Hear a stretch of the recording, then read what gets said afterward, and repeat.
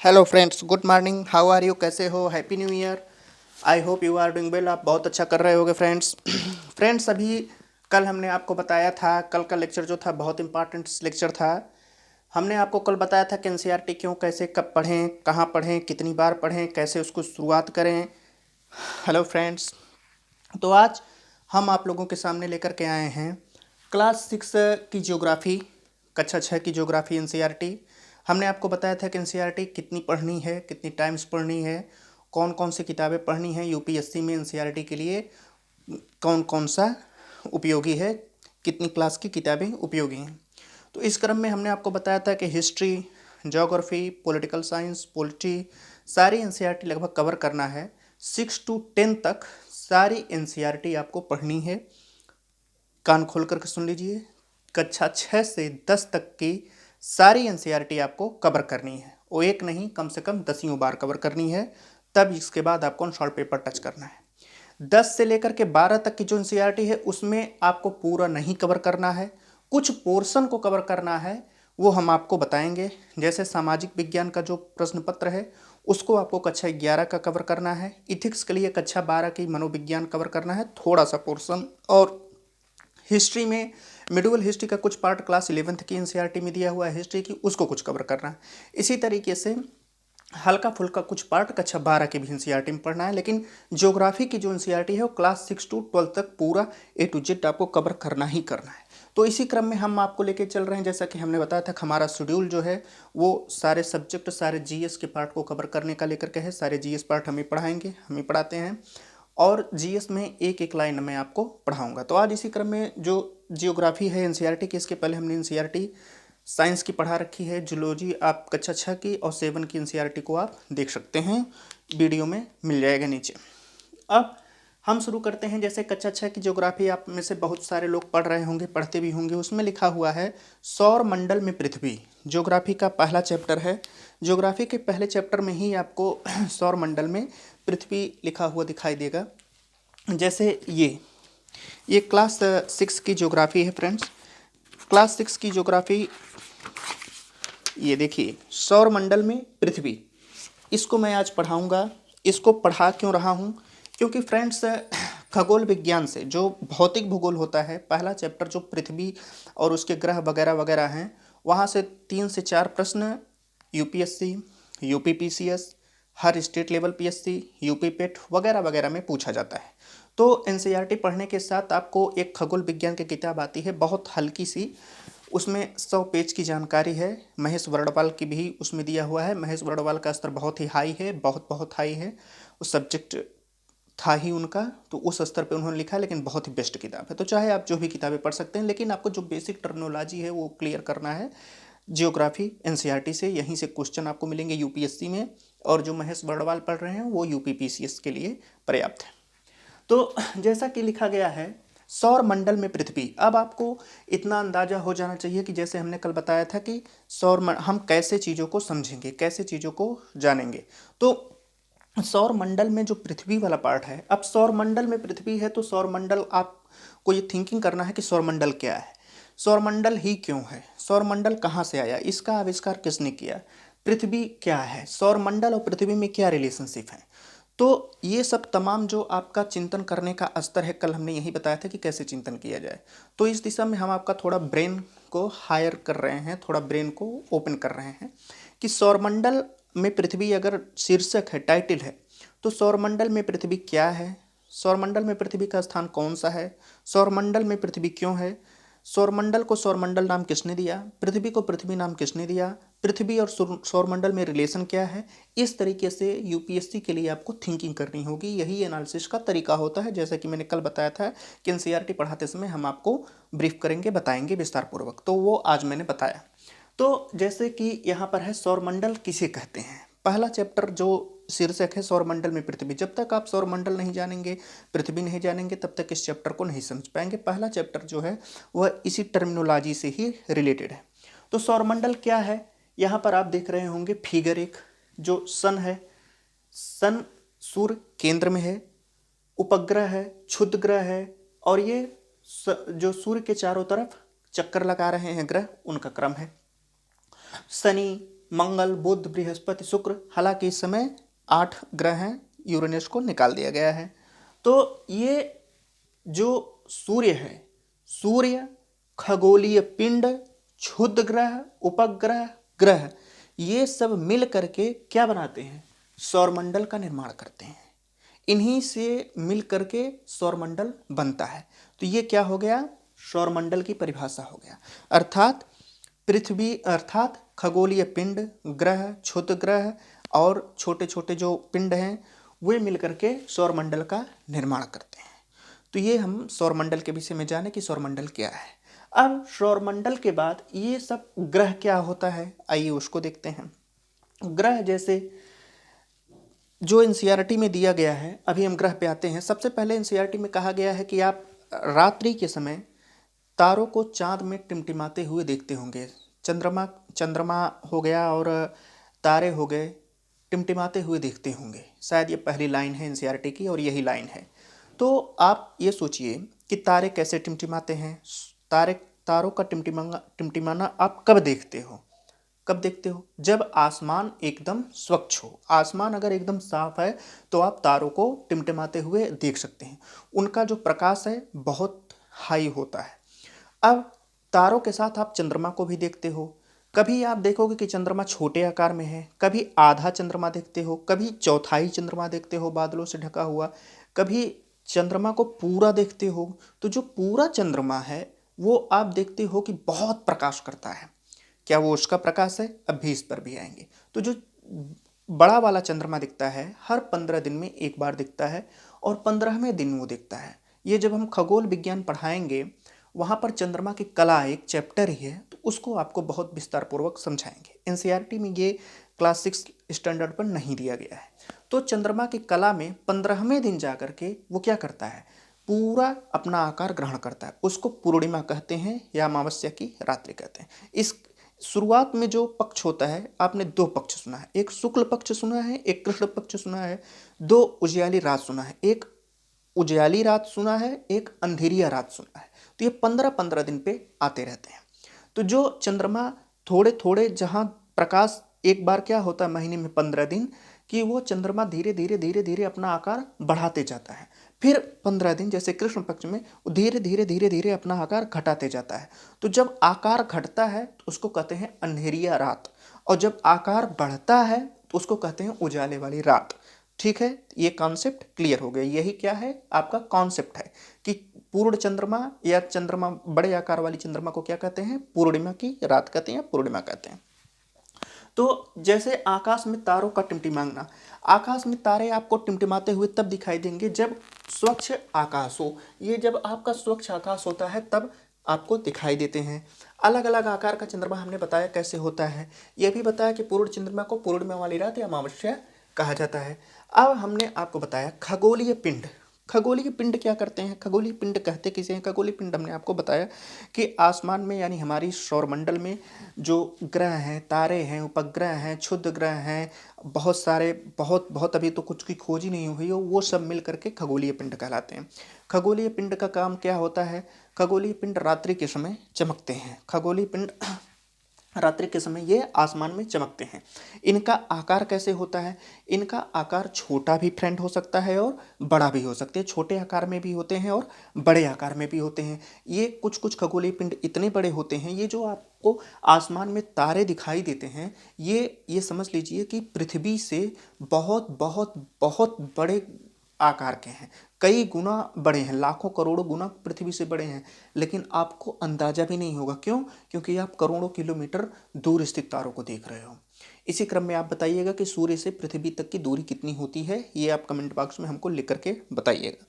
और तो सूर्य में पता नहीं कितनी पृथ्वी आप डाल दो। सूर्य तारा है और पृथ्वी ग्रह है। तो ये जो आप पढ़ रहे हो तारे, इनका जो आकार है हमने आपको बताया कि छोटे भी हो सकते हैं और बड़े भी हो सकते हैं।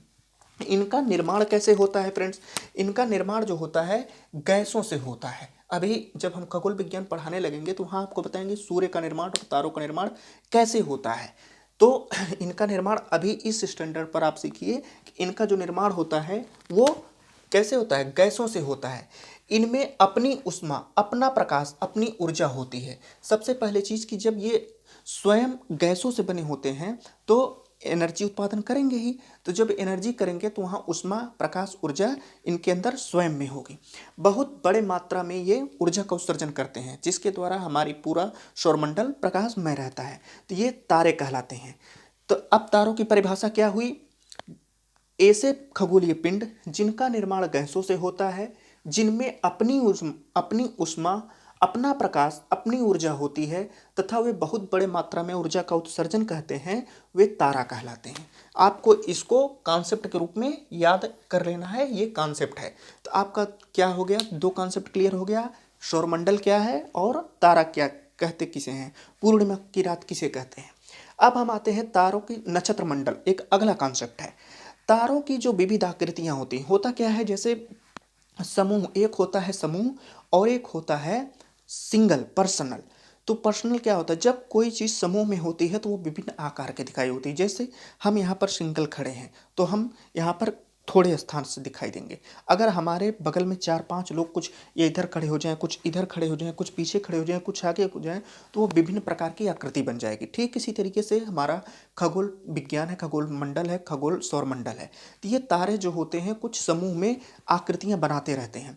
तो इन्हीं तारों को हम क्या कहते हैं? समूह वाली आकृतियों को, जो विविध प्रकार की आकृतियां होती हैं, कोई एक निश्चित आकार नहीं होती। क्यों? क्योंकि वो किसी भी दिशा में बना सकते हैं। तो ये क्या हो गया? हमारा नक्षत्र मंडल हो गया। तो ये अगला कॉन्सेप्ट है आपका। ये नक्षत्र मंडल क्या है? तारों का समूह है। ये तारों का समूह जो है नक्षत्र मंडल कहलाता है। इसका उदाहरण जो है अर्सा मेजर या बिग बियर जो है, ये उदाहरण है। बिग बियर और अर्सा मेजर नक्षत्र मंडल होता है। अब जैसे एक और तारों का समूह है, 7 तारों का समूह। आप में से हर घर में ये कहानी सुनाई जाती है सप्तऋषि की, कि वो 7 तारों का समूह होता है। इसी क्रम में एक आता है ध्रुव तारा। इसको अन्य नाम से पुकारते हैं। अन्य नाम क्या है? उत्तरी तारा या उत्तरी दिशा। अगर आपको उत्तरी दिशा का ज्ञात करना हो, जब तक हमारे देश में, जब तक, या हमारे देश में ही, जब तक विश्व में दिशा का आविष्कार नहीं हुआ था, तब तक लोग उत्तर दिशा में कहाँ जाना है, दक्षिण दिशा में कहाँ जाना है, अपने सर के ऊपर देखते थे और ध्रुव तारे को देखते थे। तो ध्रुव तारा से वो उत्तर दिशा का ज्ञान किए। तो इस तरीके से खगोल विज्ञान से दिशा का आविष्कार हुआ। तो दिशा तो उत्तर की दिशा के जानने के लिए हम कौन सा तारा का प्रयोग करते हैं? ध्रुव तारा। और इसकी क्वालिटी क्या है? ये आसमान में एक ही स्थान पर रहता है। ये अलग अलग नहीं होता, न कभी विकटित होता है। विकटित का मतलब कि इधर उधर दाएं बाएं नहीं जाता। जब हम खगोल विज्ञान पढ़ाने लगेंगे तो आपको वहाँ पर बताएंगे तारों का जन्म, तारों का निर्माण, तारों की मृत्यु, तारों का विघटन इत्यादि, वहाँ पर पूरा टॉपिक ही है। तो यहाँ पर जो ध्रुव तारा है वो इतना अभी आप जानिए क्योंकि आप शून्य लेवल से शुरू कर रहे हैं और ये बहुत हाई चीज़ है, कंपटीशन में भी आती है, कि ध्रुव तारा उत्तरी दिशा या उत्तरी तारा, इसको उत्तरी तारा कहते हैं, इसको उत्तरी दिशा का तारा कहते हैं। इससे उत्तरी दिशा का ज्ञान होता है। ये आसमान में एक ही स्थान पर होता है। तो ये आपका हो गया पूरा 3 से 4 कॉन्सेप्ट। अब हम आते हैं अगले कॉन्सेप्ट पर। अगला कॉन्सेप्ट क्या है? ग्रह। ग्रह को इंग्लिश में क्या कहते हैं? प्लेनेट कहते हैं। ये कहाँ से आया? ग्रीक भाषा प्लेनेटाई से आया। प्लेनेटाई का मीनिंग क्या होता है हिंदी में? परिभ्रामक, चारों तरफ घूमने वाला, चारों तरफ घूमता है। अब आप खुद सोचिए, अब आप अपने चिंतन का स्तर बढ़ाइए, अपना मानसिक जो IQ है, लेवल है, उसको आप बढ़ा दीजिए। कैसे कैसे बढ़ाएंगे? अगर परिभ्रामक है, परि का मतलब क्या होता है? परि, परि नहीं, परि पे छोटी की मात्रा। अभी हम सामान्य हिंदी की भी क्लास हमारी चलेगी, RO ARO और विभिन्न प्रकार की परीक्षाओं के लिए जो आती है उसके लिए, तो वहाँ पर ये सब हम बताएंगे। तो परिभ्रामक का मतलब होता है चारों तरफ, परि का मतलब होता है चारों तरफ, भ्रामक का मतलब घूमने वाला, जो भ्रमण करे। यहाँ से मीनिंग आप समझिए। कैसे आपको कॉन्सेप्ट जीरो लेवल, अगर का कोई स्टूडेंट है तो जीरो लेवल से हायर लेवल पर कैसे अपने मानसिक लेवल को हायर की तरफ खींच रहा है, कैसे ट्रैक्ट करेंगे, कैसे लेके जाएंगे अपने मानसिक चिंतन को। इसी तरीके से परिभ्रामक, यहाँ पर मैं लिख दे रहा हूँ, जैसे परिधन भ्रामक। भ्रामक का मतलब क्या हुआ? भ्रमण करने वाला, भ्रमण करने वाला। और परि का मतलब हुआ चारों तरफ, चारों तरफ, परिभ्रामक। ठीक है, परिभ्रामक का मतलब हो गया चारों तरफ भ्रमण करने वाला। तो चारों तरफ भ्रमण करेगा।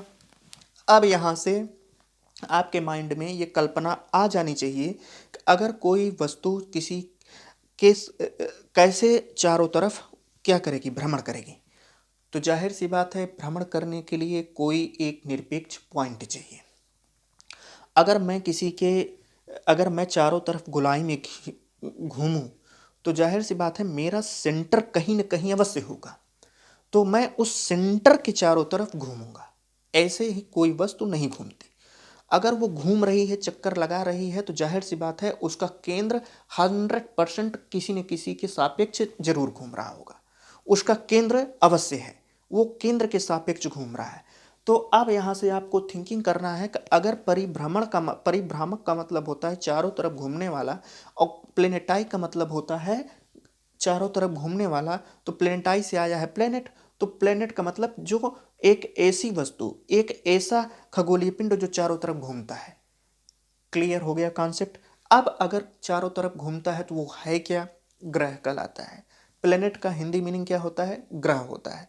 तो इस हिसाब से ग्रह क्या हुआ? जो एक ऐसा खगोलीय पिंड जो अन्य खगोलीय पिंडों की तरफ घूमता रहता है, चारों तरफ घूमता रहता है, जिसके सेंटर में कोई एक स्थिर द्रव्यमान वाला तारा रहता है या कोई अन्य दूसरा खगोलीय पिंड रहता है। उदाहरण के रूप में जैसे हम पृथ्वी को समझाएं, पृथ्वी किसके सापेक्ष घूमती है? सूर्य के चारों तरफ चक्कर लगाती है। किस दिशा में लगाती है? अगला ही चैप्टर एनसीईआरटी का है, वो वहां पे देखेंगे, पश्चिम से पूर्व की तरफ। तो पृथ्वी जो है, जैसे देखिए, अब यहाँ पर एक काल्पनिक रेखा खींचते हैं। ये आपका हो गया पृथ्वी, ठीक है, पृथ्वी। ये हो गया, ये ऐसे ही बना है ना किताब में। ये हो गया पृथ्वी और ये हो गया सेंटर पॉइंट जो पृथ्वी को दो भागों में विभाजित करता है। ये समान होता है, ये इसका सेंटर है। अब इसी के सापेक्ष ये पृथ्वी स्वयं अपने अक्ष के सामने घूम रही है। अब ये पृथ्वी ऐसे घूमते घूमते कहाँ पे जाती है? सूर्य के सापेक्ष घूम रही है। तो ये क्या हो गया? प्लेनेट हो गया। प्लेनेट की परिभाषा क्या हुई? मतलब जिसमें जो किसी स्थिर केंद्र वाले स्थिर खगोलीय पिंड के सापेक्ष चारों तरफ घूमती रहती है। दूसरी परिभाषा इसकी क्या है? इसमें क्या अपना प्रकाश, ऊर्जा, उष्मा होती है कुछ? अभी आपने तारे में क्या पढ़ा? तारों में आपने पढ़ा कि वे अपना गैसों से बने होते हैं, वे अपना ऊर्जा का उत्सर्जन स्वयं करते हैं, प्रकाश स्वयं देते हैं। तो क्या ग्रह भी ऐसा करते हैं? जी नहीं। ग्रहों में अपनी ऊर्जा, अपनी उष्मा, अपना उत्सर्जन इत्यादि वगैरह कुछ भी नहीं रहता है। ये क्यों नहीं रहता है? क्योंकि इनका निर्माण जो होता है धूल, मिट्टी के कण इत्यादि से होता है, और तारों का निर्माण किससे होता है? गैसों से। तो यही इसमें डिफरेंट होता है। तो जब ये धूल मिट्टी वगैरह से बनेंगे, तो क्या इसमें धूल मिट्टी से कैसे बनेंगे? आपके माइंड में ये प्रश्न आ रहा होगा कि धूल मिट्टी से तो हम भी बना सकते हैं। नहीं बना सकते हो भाई, क्योंकि इनमें बहुत बहुत अनगिनत तरीके से कंप्रेशन होता है। तारा और ग्रह का निर्माण जब हम खगोल विज्ञान पढ़ाने लगेंगे तो उस समय बहुत बेहतरीन ढंग से आपको कवर कराएंगे। अभी आप उछड़िए मत, इतने पे ही रहिए। तो अपना प्रकाश, अपना ऊर्जा उष्मा नहीं होता है। ये किससे प्रकाशित होते हैं? तारों के प्रकाश से प्रकाशित होते हैं। इसमें जब अपना होगा नहीं तो जो तारे उत्सर्जन करते हैं उसी से ये चमकते हुए आपको दिखाई देंगे। इनमें अपना कुछ भी नहीं होता है, ठीक है। तो ये आपने आज क्या सीखा? कितने कॉन्सेप्ट को सीखा? सौरमंडल क्या है, पृथ्वी क्या है, ग्रह किसे कहते हैं, तारा किसे कहते हैं, नक्षत्र मंडल क्या है, नक्षत्र मंडल के उदाहरण क्या हैं, और पूर्णिमा क्या होता है, नक्षत्र समूह क्या है। तो ये सब आपने आज कॉन्सेप्ट के तौर पर सीखा। अब हम नेक्स्ट लेक्चर जो लेंगे, उपग्रह क्या है, उपग्रह के उदाहरण क्या हैं, ये जो खगोलीय पिंड हमने आपको ग्रह के बारे में बताया, ये सब आपको विधिवत अध्ययन कराएंगे। तो इस हिसाब से आप बने रहिएगा। और एक रिक्वेस्ट है कि वीडियो देखने के साथ आप लोगों का जहां सब्सक्राइबर का बटन होगा वहां पे अपनी फिंगर को दबा दीजिएगा, बेल आइकन को भी दबा दीजिएगा, ताकि हमारे अंदर अति उत्साह आए और उत्साह में हम और अधिक अच्छे से कार्य को कर सकें। आपके द्वारा कोई भी किया गया लाइक, शेयर, सब्सक्राइब हमें अत्यधिक उत्साहित कर देता है। हम और भी अच्छे से वीडियो को बनाने की कोशिश करते हैं और भी हमको मोटिवेशन मिलता है, तो हम और नई नई चीज़ों को लेकर के आते रहते हैं। तो इस हिसाब से आप लोग इसको कवर करिएगा, इसको बाकायदा नोट्स बना लीजिएगा, क्योंकि मैं एक भी पॉइंट को छोड़ने वाला नहीं हूँ। जितना भी टॉपिक पढ़ाऊँगा, जितना भी जीएस का कवर करूँगा, बहुत सॉलिड, बहुत ठोस और परीक्षा उपयोगी के दृष्टिकोण से पढ़ाऊँगा। तब तक के लिए a lot of thanks friends. Like share subscribe जरूर करिएगा, उसको करना ना भूलिएगा और अनसॉल्व पेपर तथा रिवाइज करते रहिएगा। अभी अनसॉल्व पेपर पे मत जाइएगा, क्योंकि अनसॉल्व पेपर कैसे सॉल्व होगा वो हम आपको दूसरे लेक्चर में बताएंगे। तब तक के लिए थैंक्स।